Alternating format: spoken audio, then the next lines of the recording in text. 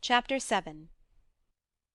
On my return, I found the following letter from my father. My dear Victor, you have probably waited impatiently for a letter to fix the date of your return to us, and I was at first tempted to write only a few lines, merely mentioning the day on which I should expect you. But that would be a cruel kindness, and I dare not do it. What would be your surprise, my son, when you expected a happy and glad welcome, to behold, on the contrary, tears and wretchedness? And how, Victor, can I relate our misfortune? Absence cannot have rendered you callous to our joys and griefs, and how shall I inflict pain on my long-absent son? I wish to prepare you for the woeful news, but I know it is impossible. Even now your eye skims over the page to seek the words which are to convey to you the horrible tidings. William is dead. That sweet child, whose smiles delighted and warmed my heart, who was so gentle, yet so gay. Victor, he is murdered. I will not attempt to console you, but will simply relate the circumstances of the transaction. Last Thursday, May 7th, I, my niece, and your two brothers went to walk in Plain Place. The evening was warm and serene, and we prolonged our walk further than usual. It was already dusk before we thought of returning, and then we discovered that William and Ernest, who had gone on before, were not to be found. We accordingly rested on a seat till they should return. Presently Ernest came, and inquired if we had seen his brother. He said that he had been playing with him, that William had run away to hide himself, and that he had vainly sought for him, and afterwards waited for a long time, but that he did not return. This account rather alarmed us, and we continued to search for him until night fell, when Elizabeth conjectured that he might have returned to the house. He was not there. We returned again with torches, for I could not rest, when I thought that my sweet boy had lost himself, and was exposed to all the damps and dews of night. Elizabeth also suffered extreme anguish. About 5 in the morning, I discovered my lovely boy, whom the night before I had seen blooming and active in health, stretched on the grass, livid and motionless. The print of the murderer's finger was on his neck. He was conveyed home, and the anguish that was visible in my countenance betrayed the secret to Elizabeth. She was very earnest to see the corpse. At first I attempted to prevent her, but she persisted, and entering the room where it lay, hastily examined the neck of the victim, and clasping her hands, exclaimed, "Oh, God! I have murdered my darling child!" She fainted, and was restored with extreme difficulty. When she again lived, it was only to weep and sigh. She told me that same evening William had teased her to let him wear a very valuable miniature that she possessed of your mother. This picture is gone, and was doubtless a temptation which urged the murderer to the deed. We have no trace of him at present, though our exertions to discover him are unremitted, but they will not restore my beloved William. Come, dearest Victor, you alone can console Elizabeth. She weeps continually, and accuses herself unjustly as the cause of his death. Her words pierce my heart. We are all unhappy, but will not be that an additional motive for you, my son, to return and be our comforter? Your dear mother, alas, Victor, I now say, thank God she did not live to witness the cruel, miserable death of her youngest darling. Come, Victor, not brooding thoughts of vengeance against the assassin, but with feelings of peace and gentleness, that will heal, instead of festering, the wounds of our minds. Enter the house of mourning, my friend, but with kindness and affection for those who love you, and not with hatred for your enemies. Your affectionate and afflicted father, Alphonse Frankenstein. Geneva, May 12th, 17 Clerval, who had watched my countenance as I read this letter, was surprised to observe the despair that succeeded the joy I had first expressed on receiving news from my friends. I threw the letter on the table, and covered my face with my hands. "My dear Frankenstein," exclaimed Henry, when he perceived me weep with bitterness. "are you always to be unhappy? My dear friend, what has happened?" I motioned him to take up the letter, while I walked up and down the room in the extremest agitation. Tears also gushed from the eyes of Clerval as he read the account of my misfortune. "I can offer you no consolation, my friend," said he. "Your disaster is irreparable. What do you intend to do?" To go instantly to Geneva. Come with me, Henry, to order the horses. During our walk Clerval endeavored to say a few words of consolation. He could only express his heartfelt sympathy. "Poor William," said he. "dear, lovely child! He now sleeps with his angel mother. Who that had seen him bright and joyous in his young beauty but must weep over his untimely loss. To die so miserably, to feel the murderer's grasp. How much more were murdered that could destroy radiant innocence. Poor young fellow! One only consolation have we. His friends mourn and weep, but he is at rest. The pang is over, his sufferings are at an end forever. A sod covers his gentle form, and he knows no pain. He can no longer be a subject for pity. We must reserve that for his miserable survivors. Clerval spoke thus as we hurried through the streets. The words impressed themselves on my mind, and I remembered them afterwards in solitude. But now, as soon as the horses arrived, I hurried into the cabriolet and bade farewell to my friend. My journey was very melancholy. At first I wished to hurry on, for I longed to console and sympathize with my loved and sorrowing friends. But when I drew near my native town, I slackened my progress. I could hardly sustain the multitude of feelings that crowded into my mind. I passed through scenes familiar to my youth, but which I had not seen for nearly 6 years. How altered everything might be during that time! One sudden and desolating change had taken place, but 1,000 little circumstances might have by degrees worked other alterations, which, although they were done more tranquilly, might not be the less decisive. Fear overcame me. I dared no advance, dreading 1,000 nameless evils that made me tremble, although I was unable to define them.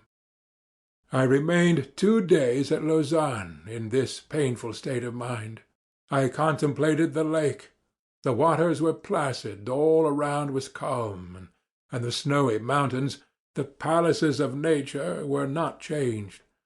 By degrees the calm and heavenly scene restored me, and I continued my journey towards Geneva. The road ran by the side of the lake, which became narrower as I approached my native town. I discovered more distinctly the black sides of Jura and the bright summit of Mont Blanc. I wept like a child. Dear mountains, my own beautiful lake, how do you welcome your wanderer? Your summits are clear, the sky and lake are blue and placid. Is this to prognosticate peace, or to mock at my unhappiness? I fear, my friend, that I shall render myself tedious by dwelling on these preliminary circumstances. But they are days of comparative happiness, and I think of them with pleasure. My country, my beloved country, who but a native can tell the delight I took in again beholding thy streams, thy mountains, and more than all, thy lovely lake? Yet as I drew nearer home, grief and fear again overcame me. Night also closed around, and when I could hardly see the dark mountains, I felt still more gloomily.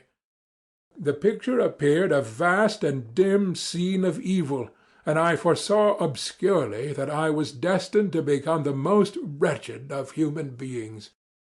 Alas! I prophesied truly, and failed only in one single circumstance, that in all the misery I imagined and dreaded, I did not conceive the 100th part of the anguish I was destined to endure. It was completely dark when I arrived in the environs of Geneva. The gates of the town were already shut, and I was obliged to pass the night at Sécheron, a village at the distance of half a league from the city. The sky was serene, and, as I was unable to rest, I resolved to visit the spot where my poor William had been murdered. As I could not pass through the town, I was obliged to cross the lake in a boat to arrive at Plainpalais. During this short voyage I saw the lightning playing on the summit of Mont Blanc in the most beautiful figures. The storm appeared to approach rapidly, and on landing I ascended a low hill that I might observe its progress. It advanced. The heavens were clouded, and I soon felt the rain coming slowly in large drops, but its violence quickly increased. I quitted my seat and walked on, although the darkness and storm increased every minute, and the thunder burst with a terrific crash over my head. It was echoed from Salève, the Jurus, and the Alps of Savoy. Vivid flashes of lightning dazzled my eyes, illuminating the lake, making it appear like a vast sheet of fire. Then, for an instant, everything seemed of a pitchy darkness, until the eye recovered itself from the preceding flash.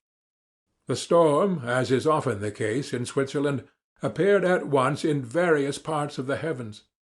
The most violent storm hung exactly north of the town, over the part of the lake which lies between the promontory of Belle-Rive and the village of Coppet.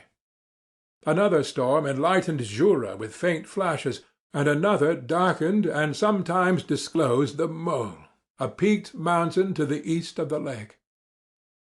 While I watched the tempest, so beautiful yet terrific, I wandered on with a hasty step.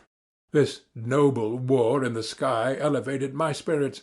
I clasped my hands and exclaimed aloud, "William, dear angel, this is thy funeral, this thy dirge." As I said these words, I perceived in the gloom a figure which stole from behind a clump of trees near me. I stood fixed, gazing intently.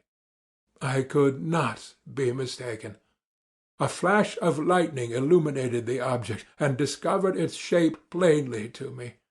Its gigantic stature, and the deformity of its aspect more hideous than belongs to humanity, instantly informed me that it was the wretch, the filthy demon, to whom I had given life. What did he there?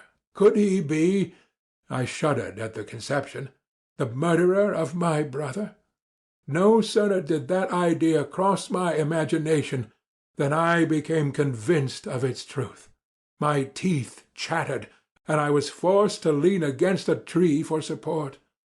The figure passed me quickly, and I lost it in the gloom. Nothing in human shape could have destroyed the fair child. He was the murderer. I could not doubt it. The mere presence of the idea was an irresistible proof of the fact. I thought of pursuing the devil, but it would have been in vain, for another flash discovered him to me hanging among the rocks of the nearly perpendicular ascent of Mont Salève, a hill that bounds Plainpalais on the south. He soon reached the summit and disappeared. I remained motionless. The thunder ceased, but the rain still continued, and the scene was enveloped in an impenetrable darkness.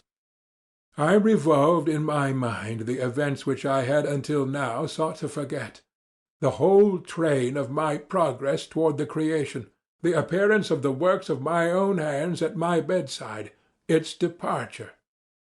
2 years had now nearly elapsed since the night on which he first received life, and was this his first crime? Alas! I had turned loose into the world a depraved wretch, whose delight was in carnage and misery. Had he not murdered my brother? No one can conceive the anguish I suffered during the remainder of the night, which I spent cold and wet in the open air. But I did not feel the inconvenience of the weather. My imagination was busy in scenes of evil and despair. I considered the being whom I had cast among mankind, and endowed with the will and power to effect purposes of horror, such as the deed which he had now done, nearly in the light of my own vampire, my own spirit let loose from the grave, and forced to destroy all that was dear to me. Day dawned, and I directed my steps toward the town. The gates were open, and I hastened to my father's house. My first thought was to discover what I knew of the murderer, and cause instant pursuit to be made. But I paused when I reflected on the story that I had to tell. A being whom I myself had formed and endued with life had met me at midnight among the precipices of an inaccessible mountain. I remembered also the nervous fever with which I had been seized just at the time I dated my creation, and which would give an air of delirium to a tale otherwise so utterly improbable.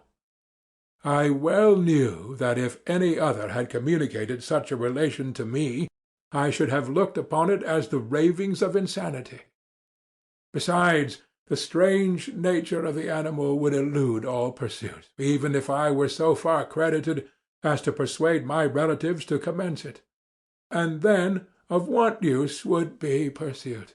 Who could arrest a creature capable of scaling the overhanging sides of Mont Salêve? These reflections determined me, and I resolved to remain silent. It was about 5 in the morning when I entered my father's house. I told the servants not to disturb the family, and went into the library to attend their usual hour of rising. 6 years had elapsed, passed in a dream but for one inedible trace, and I stood in the same place where I had last embraced my father before my departure for Ingolstadt. Beloved and venerable parent he still remained to me. I gazed on the picture of my mother which stood over the mantelpiece. It was an historical subject, painted at my father's desire, and represented Caroline Beaufort in an agony of despair, kneeling by the coffin of her dead father. Her garb was rustic and her cheek pale, but there was an air of dignity and beauty that hardly permitted the sentiments of pity. Below this picture was a miniature of William, and my tears flowed when I looked upon it. While I was thus engaged, Ernest entered. He had heard me arrive, and hastened to welcome me. "Welcome, my dearest Victor," said he. "Oh, I wish you had come 3 months ago, and then you would have found us all joyous and delighted.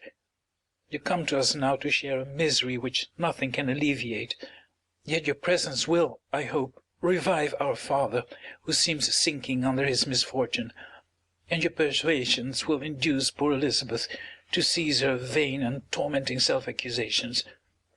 Poor William! He was our darling and our pride." Tears, unrestrained, fell from my brother's eyes. A sense of mortal agony crept over my frame. Before, I had only imagined the wretchedness of my desolated home. The reality came on me as a new and a not less terrible disaster. I tried to calm Ernest. I inquired more minutely concerning my father, and here I named my cousin. "She, most of all," said Ernest, "requires consolation. She accused herself of having caused the death of my brother, and that made her very wretched. But since the murder has been discovered—" "The murderer discovered? Good God! How can that be? Who could attempt to pursue him? It is impossible. One might as well try to overtake the winds, or confine a mountain stream with a straw.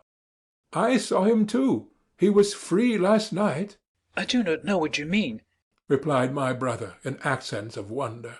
"but to us the discovery we have made completes our misery. No one would believe it at first, and even now Elizabeth will not be convinced, notwithstanding all the evidence. Indeed, who would credit that Justine Moritz, who was so amiable and fond of all the family, could suddenly become so capable of so frightful, so appalling a crime?" Justine Moritz? Poor, poor girl! Is she the accused? But it is wrongfully. Every one knows that. No one believes it, surely, Ernest. "No one did at first, but several circumstances came out that have almost forced conviction upon us, and her own behaviour has been so confused as to add to the evidence of facts a way that, I fear, leaves no hope for doubt. But she will be tried to-day, and you will then hear all." He then related that the morning on which the murder of poor William had been discovered, Justine had been taken ill and confined to her bed for several days. During this interval, one of the servants, happening to examine the apparel she had worn on the night of the murder, had discovered in her pocket the picture of my mother, which had been judged to be the temptation of the murderer. The servant instantly showed it to one of the others, who, without saying a word to any of the family, went to a magistrate, and upon their disposition Justine was apprehended. On being charged with the fact, the poor girl confirmed the suspicion in a great measure by her extreme confusion of manner. This was a strange tale, but it did not shake my faith, and I replied earnestly, "You are all mistaken. I know the murderer. Justine, poor good Justine, is innocent." At that instant my father entered. I saw unhappiness deeply impressed on his countenance, but he endeavored to welcome me cheerfully, and, after we had exchanged our mournful greeting, would have introduced some other topic than that of our disaster, had not Ernest exclaimed, "Good God, papa! Victor says that he knows who was the murderer of poor William." We do also, unfortunately. replied my father. For indeed I had rather have been for ever ignorant than have discovered so much depravity and ingratitude in one I valued so highly. "My dear father, you are mistaken. Justine is innocent." If she is, God forbid that she should suffer as guilty. She is to be tried today, and I hope, I sincerely hope, that she will be acquitted. This speech calmed me. I was firmly convinced in my own mind that Justine, and indeed every human being, was guiltless of this murder. I had no fear, therefore, that any circumstantial evidence could be brought forward strong enough to convict her. My tale was not one to announce publicly. Its astounding horror would be looked upon as madness by the vulgar. Did any one indeed exist except I, the Creator, who would believe, unless his senses convinced him, in the existence of the living monuments of presumption and rash ignorance which I had let loose upon the world? We were soon joined by Elizabeth. Time had altered her since I last beheld her. It had endowed her with loveliness surpassing the beauty of her childish years. There was the same candour, the same vivacity, but it was allied to an expression more full of sensibility and intellect. She welcomed me with the greatest affection. "Your arrival, my dear cousin," said she, "fills me with hope. You perhaps will find some means to justify my poor guiltless Justine. Alas! Who is safe if she be convicted of crime? I rely on her innocence as certainly as I do upon my own. Our misfortune is doubly hard to us. We have not only lost that lovely, darling boy, but this poor girl, whom I sincerely love, is to be torn away by even a worse fate. If she is condemned, I never shall know joy more. But she will not. I am sure she will not. And then I shall be happy again, even after the sad death of my little William." "She is innocent, my Elizabeth," said I, "and that shall be proved. Fear nothing, but let your spirits be cheered by the assurance of her acquittal." "How kind and generous you are! Every one else believes in her guilt, and that made me wretched, for I knew that it was impossible, and to see every one else prejudiced in so deadly a manner rendered me hopeless and despairing." She wept. Dearest niece, said my father, dry your tears.